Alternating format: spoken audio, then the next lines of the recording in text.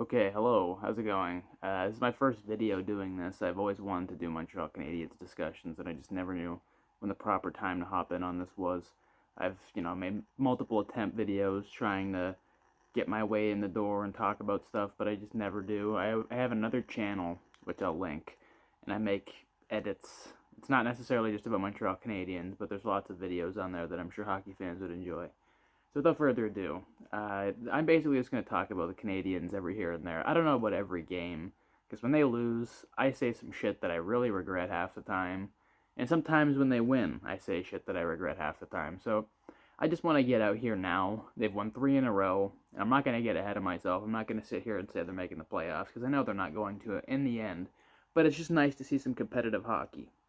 It's nice to see them play the way that we expected them to play at the start of the year. This is what we had in our minds, not losing 9-2 to the Penguins and 8-2 to the Seattle Kraken. And I believe there was a 7-2 loss in there to the Rangers as well. That's not what we had in mind. They're supposed to be going somewhat forward in this rebuild, not regressing, not going back to where they were in 2022 with the Dom Ducharme team. We want to see them grow. We want to see them score some goals. The only person I can really complain about at this particular moment is Kirby Dach. And I mean, we know why he's playing the way he is, but at the same time, he's running out of time. The excuses they're running out. We're 33 games in now, and he just looks terrible, lost. And Newhook is in that boat as well. At least I see a little more effort from him, and when he touches the puck, he doesn't completely lose it every time he's got it on his stick. Whenever Doc gets the puck, I'm certain he's going to lose possession of it within about 3 seconds of him getting it. It doesn't take long. He gets it. He flips it off the glass. He makes a pass up the middle, and somebody takes it away. He can't make a play right now to save his life, and he takes stupid penalties. Today he took another one. It's 5-1. I get it. There's probably no real risk in taking that penalty, but still, take a stupid hooking call with 4.5, 5 minutes left. It's like, why even give your opponent any semblance of life? Why give them any chance to get back into this? That kind of stuff bothers me. Negatives aside, that's really my one complaint from today. I didn't watch the game yesterday. I was too busy with my girlfriend, but today I had myself. I could sit down and watch the whole game, and I wanted to do that so I could talk about it on here and not stumble over myself and kind of not know what to talk about. I was impressed.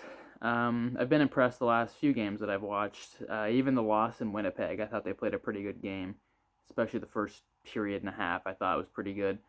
Tonight, though, I thought right off the hop they went down 1-0, and they didn't let it affect them. Every other time this year they've gone down, it's like they just get shot in the head or something. They've watched a family member die in front of them, and they just completely quit. They don't try. They act lethargic, scared. I don't understand it. It's weird. You're accustomed to being down in hockey as a player. Growing up, you go down lots. You play on lots of teams that lose, but you still find a way to crawl back, and you don't really worry about that. So I find it very weird that you make it to the NHL and you kind of just you give up after you get scored on once. It's very odd, and I think a lot of that had to do with not having Patrick Laine. I know it sounds ridiculous, but their lack of depth without Laine is insane. They don't have anyone else in the top six, middle six besides Doc when he's healthy or Newhook when he's playing well. They don't have anybody else, and it's very abundant now. When you've got a Patrick Laine in the middle of your lineup, it changes pretty much everything. Even when the other two aren't going, he's out there doing things that that line was missing. He's back checking. He's making the little plays with his stick. I'm thoroughly impressed with his 200-foot game. He needs to start scoring 5-on-5, of course, but that will come in time. I'm not worried. I don't think anybody should be worrying about that. If anything, we should just be super happy to see him lighting it up on the power play, it's where we've struggled for my entire life, it seems. I feel like there was a couple of years in there where they were top 10. Maybe 2017 was the last time, because they won their division, so maybe that was it. But besides that, I can't remember. And the 2021 year, they were all right. In the playoffs, they scored timely goals as well. So there's been a few times in my life where I felt, oh, this power play isn't too bad. But the last 2 years in particular, it's a momentum killer rather than helping the team, which is the complete opposite of what it should be doing. It should be boosting your team, giving you momentum whether you score or not. Happened today multiple times. They didn't score on a couple of the power plays, but it completely gave them momentum they needed. And last year it would have done the opposite. It would have sucked the life out of them, and they would have probably gotten scored on immediately after the power play. So it's nice to see that this year. Their specialty teams are just completely different. So whatever they've done, I don't want to blame Burrows, but even before Laine got back, their power play was way better. There was a lot more movement. They seemed to kind of have a role. I saw a game in Buffalo this year, and I mean it's against Buffalo, but they had some good movement. Like seeing Caulfield out front of the net instead of him on his one-timer position where Laine is now. It was very interesting. He scored a goal from there, so I mean it's interesting to see him kind of have a different role on the power play. He's had one all year where they've moved him around. It's not necessarily just him in that trigger spot. So I think they are prepping him for Laine coming back. And they're kind of prepping Cole just period for not just being the only trigger man, which is nice. You see him passing the puck a lot more now. He's not focused solely on shooting it. So he's kind of handed that over. You see when Laine's out there, he's looking for him. He's looking. They're always looking. They want to get him the puck because they know if he's got the best chance of putting it in the net. So specialty teams aside, which were really good today, their penalty kill was awesome. It completely killed Detroit. They were going into these power plays with some momentum a few times, and the Canadiens did such a good job smothering them, laying the body. Jack out a few really good hits tonight, and it completely killed their momentum. Armia and Evans, especially, those two are just amazing at penalty killing. I've loved Armia at the PK since 2020, 2021 in that area. But Evans, like I've been saying it for 2 years now. When he had the 13-goal year a couple years ago, you got to keep this guy. I don't care about his offense, but he's so effective in your bottom six. You need this guy for when you're competing. Even if he's in his early to mid-30s, he'll still be a very effective, almost Andrew Cogliano-esque bottom six. Very effective two-way centerman that wins faceoffs, blocks shots, great in PK. That's exactly what a team who's trying to win at some point needs. So I don't need them and want them to give this guy away because we'll end up in the same situation as they did with Artturi Lehkonen, and I get it. He didn't fit their window as much, and I think he's only a year older than Evans, but trade him off. They messed that up. Justin Barron, and now obviously Carrier, he got his first point tonight, so that's nice to see. Nice to see Carey on the board, and I'm sure he had family in the crowd. That was his first game in front of his hometown crowd. He's been a very good, solid addition the last 2 games, so I hope that continues. But that kind of feeds into the last 3 games. They've had momentum, and hopefully that kind of builds into Columbus. Columbus just lost 5-4 in overtime to the Flyers, so I don't know how they'll respond to that. They just beat the Devils the other night. The Jackets are a very weird team.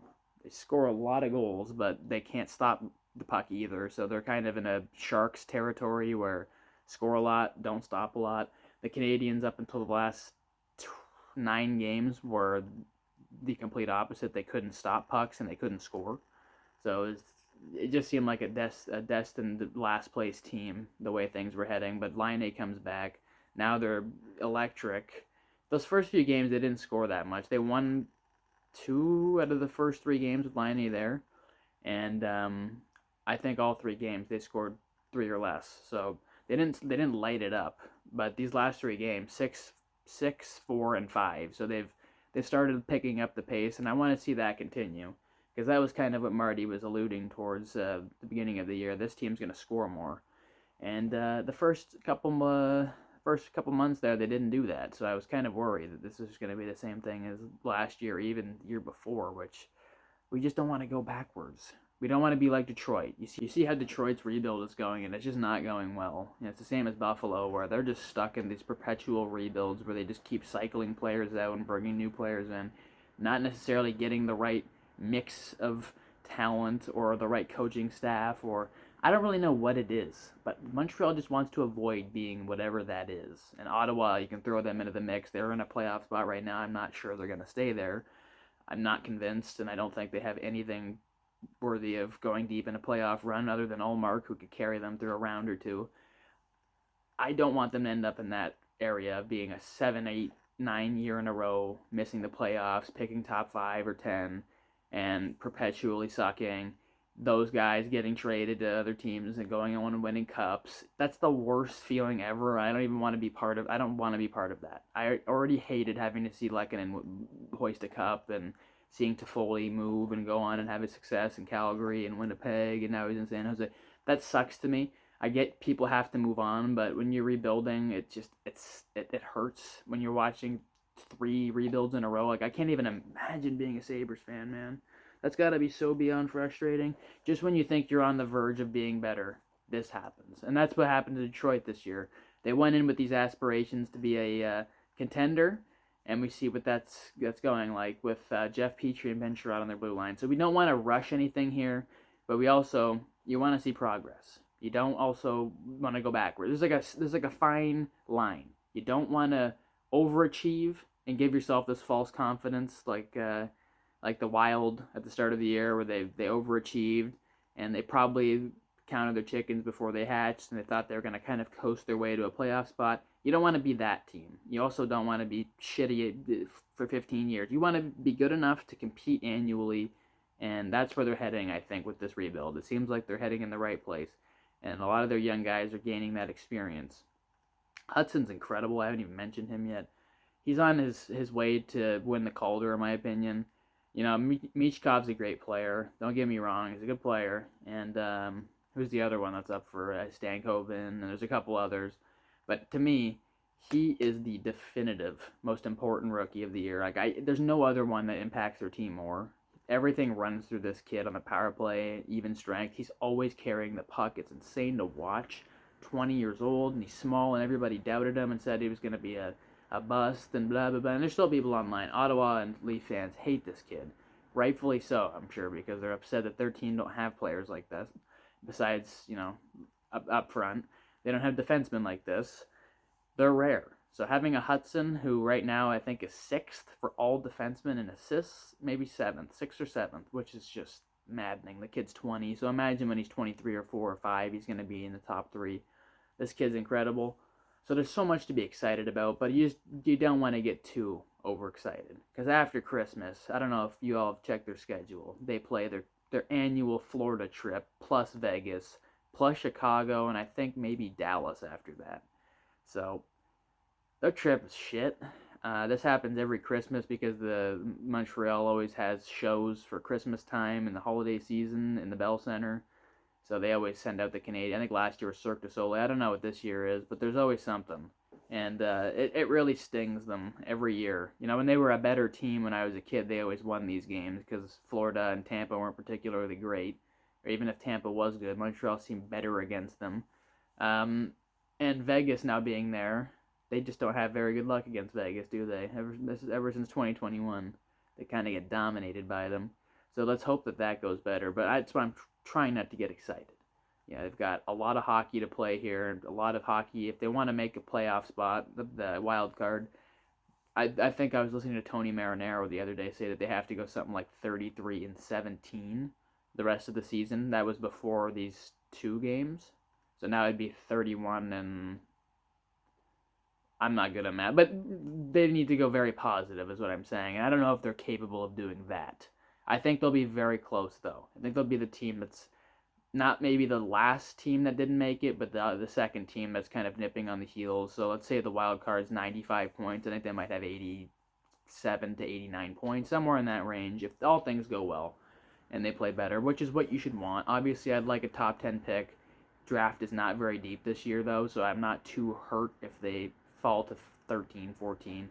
They've got a good scouting staff. They've been very good at identifying talent at the later stages of the draft rather than the top end, which, I mean, it's frustrating, but I mean, it should help you if you fall back to 12, 13, 14 this year. Plus, you've got Calgary's pick. I still think Calgary's going to fall at some point. I don't know if it's going to happen, but it should, because theoretically, if you look at them on paper, they're not a very good team. They're worse than the Canadiens. So they should probably fall below them at some point, you'd think. But they keep bringing games to overtime and winning these games, but you never know. So they might end up with Florida's pick instead, which, hey, whatever. It's another first-round pick. It's more ammunition to trade. I don't think they're going to pick someone with that. They'll do something similar to the New Hook and Doc trade, where they traded another first-round pick. Neither really have worked out. Doc's did work out until he blew his entire leg apart. And New Hook, I don't really know what's going on there.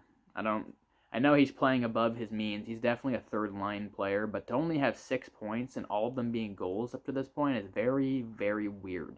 and I'm sure a lot of that has to do with him being stable to Doc for most of this year, and you're not going to create much offense with Kirby Doc, but he did have a little stint there with the top line, and Caulfield and Suzuki continued scoring around him while he didn't produce at all. So maybe he's just having one of those years like Anderson had last year, where he doesn't understand what his role is, so he's trying to do these things that he's not truly capable of. I haven't really been paying too much attention to Newhook like lasered in, but when I do watch him, he does fumble it, and it seems like he's overthinking it, especially when he's going through the neutral zone. He loses the puck a lot, and that's what happens when you're struggling. You start overthinking the stupid little things that you were doing properly last year when you had 34 points in 55 games. It was like the guy looked incredible last year. We're like, oh my, we got another top 6 player possibly of the future, and that's just not the case. By 23, you got, but I mean, Jake Evans is 27, and he's showing us, or is he 28, 27, and he's still got this ceiling apparently that we didn't know he had. I know it's a contract year, but maybe not all players really do shine by 23 or 24. So I don't know. That's just what I had to get off my chest because I've been not talking about hockey with anybody for a long time. None of my friends really care about hockey anymore. We all just talk about video games and movies and stuff. So I'm going to break down the game a little bit. We'll talk about the goals and how that's all going. So when Veleno scored first, I'm pretty sure the assists were from Berggren and Seider. I wasn't that worried. Like the earlier games of the year, it was the here we go again. When they get scored on first, it was always here we go again. But tonight, I just felt they were playing better in the first 5 to 10 minutes, and I wasn't too worried. Detroit yesterday didn't play all that great either from what I saw. So I just knew that if the Canadiens were persistent tonight, they were probably going to be able to squeak this out. I was not expecting a 5-1 win. And then obviously following that, the Canadiens got a lot of pressure. Caulfield with a really nice zone entry. I was very impressed by that. The way he came in, curled back, looked, and got it over to Hutson, who found Suzuki, and he just wired it, and Slafkovsky tipped it in. And he's been heating up lately. They need to keep him on that top line. He's 20. Don't ruin the kid's confidence by playing him with players he's not capable of producing with. We saw that happen when he played with Anderson a few years ago. Stop doing this. Just play him with the guys that are going to put him in the right position. He can put up points. Today was probably his best game of the last year, since the last game of last season against the Red Wings. So that was a very nice tip for him. And then after that, Armia with a really nice play on the boards to kick it up to Evans. I thought for a second it was offside. Maybe I was kind of worried. But they kept it onside. And Evans with a little curl to the middle, and he just wired it. I was not expecting that at all, and I'm sure Laine should have had that. And upon replay, I was like, yeah, he probably should have had that. But I don't think he was expecting Evans to shoot. A lot of goalies right now are not expecting him to shoot because he's never been a shooter. And he's got 7 goals already. He's on pace for about 17, 18 goals, and goalies probably aren't really expecting him to shoot that. So good on him. 19 points already. I'm pretty sure that's 8 in his last 10, so he's going to make money. Whether it's with the Canadiens or not, he's going to make money.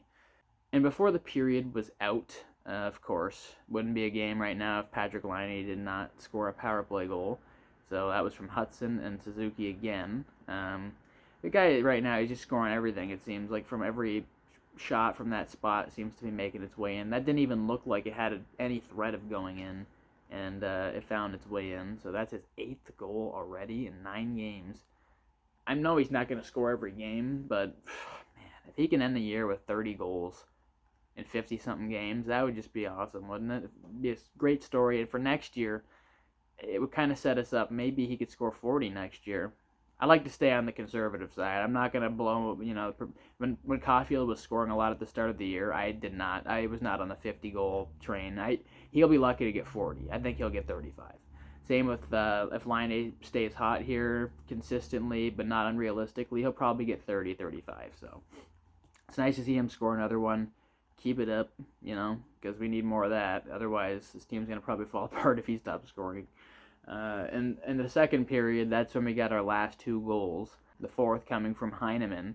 And it seemed like the crowd just didn't even realize that it went in. I don't know if the mics were placed in a different place tonight for Sportsnet, but it just seemed like the crowd was quiet for a second. Until, oh, it's in, It just seemed like there was no real celebration for that goal. It was weird. But Heineman's been a complete steal. in that Toffoli trade. Right now, he's the biggest part of that deal. I still think Meshar will have something to give at some point. Whether he's a top 6 player, I don't know. But whether they'll trade him for something else, I still think he's got something to give. He played a really good 5 games at the start of the year with Laval. I don't know how he'll do the rest of the year after his injury. We'll see. But Heineman is really the centerpiece of that deal. And I think he kind of was the whole time. If you listen to Vinny LeCavalier after the trade, he was obsessed with Heineman. He said he was scouting him, and he loved the kid. He was raving about him.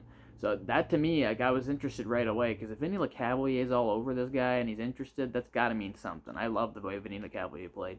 So he was right, because this Heineman kid, he's only 23. Heineman's great on the forecheck. You want to talk about laying the body. This kid lays hits every single time he's on the ice. Again, in that game I saw live, he was everywhere. He scored a goal in that game, too. He was everywhere. And he was the guy I noticed most, to be honest with you, in the 5-on-5 play. He's just awesome to watch. He reminds me of Lehkonen, and a lot of people are saying it, but a bigger Lehkonen. Lehkonen could not lay the body like this. He reminds me of like Jacob Delarose could lay the body. He was not good, but he has Jacob Delarose's body with Lehkonen's skill. So I kind of like what we've got there. It's like a good whole all-around package. And then the 5th goal, Gallagher got off the schneid. It had been a month since he scored, but he still had 8. He's got 9 now. 16 points for him, and we're not even at the halfway point of the year. So he's having a pretty good year. 31 points he had last year, and he only had 16 goals. So he's going to probably pass that this year. And it's nice to see him have a bit of a bounce back. He deserves it. He plays hard every game. Him and Anderson, there was a nice play by Anderson to get him the puck. And Anderson's just been playing awesome this year. Whether they push for a playoff spot or not, even in the first 25 games when they weren't playing great, in that game of the Rangers, he beat the shit out of Trouba. And who was it else that he fought? Tom Wilson in the game they got embarrassed by the Capitals. One of the games. Yeah, the first game. He knocked them out. Like, this guy, when he's angry, which he's been all year, he plays awesome. And this is the Anderson I remember from 2021, where I didn't even care about the points he was putting up. It was every shift he was punishing the opponent, and that's what we need from him. Continue it, please. The forechecks have been awesome. He's been great both ways on the penalty kill. Him and Dvorak have good chemistry. He'll be gone, Dvorak, by the end of the year. I'm not a huge fan, but they've got good chemistry, and every time they're on the ice, they always know where each other are, so that's nice. It was just an overall good game. It was a good game, and it was a good weekend. To sweep the little series there with the Red Wings is very important if you intend to make a push. If you want to be in the mix, like they said, dans le mix, then that's what you want. You want to beat these teams that you're capable of beating. They've beaten Buffalo both games. They've beaten Detroit both games. They've beaten Ottawa once. Now it's time you start beating the teams that it's tougher to beat. They suck against Boston. That's very obvious. Boston's not even very good this year, and they still suck against them. And the Leafs, they're 50-50 against. They usually win 2, lose 2 if they play 4. And if they play Tampa, they lose all 3 or 4. All of them usually going to overtime after the Canadiens blow a multi-goal lead. It's going to happen again. If you want to bet on hockey, I don't bet, but if you're going to, I'd say the Tampa game, bet on the Canadiens to score first, if not score 2, and then Tampa will score and tie it, and it usually ends up going to a shootout or overtime, and Tampa wins. It's just how it goes. And Florida, they'll probably lose in regulation 4 or 5-1, something like that, because Florida's they're a wagon. And Vegas, realistically, they'll lose, again, 4 or 5-1, 2, something like that. 2 really good teams. The only team I see them really having a chance of beating there is Tampa, and obviously Chicago, and you can compete against Dallas. So, okay. Let's breathe. Let's enjoy it. But they still got a game against Columbus coming up on Monday. I think that's a very winnable game. That would be the season series sweep against Columbus for the 2nd year in a row. So let's see if they could do that. That'd be pretty interesting, wouldn't it? 2 years in a row to not lose a game against the Jackets. I think they can do it. But the Jackets will be giving it their all. It's the game before Christmas, and no team's an easy win in the NHL anymore. So. Hope you enjoyed. Hope you have a good time. And I will make more of these videos going forward, so take care.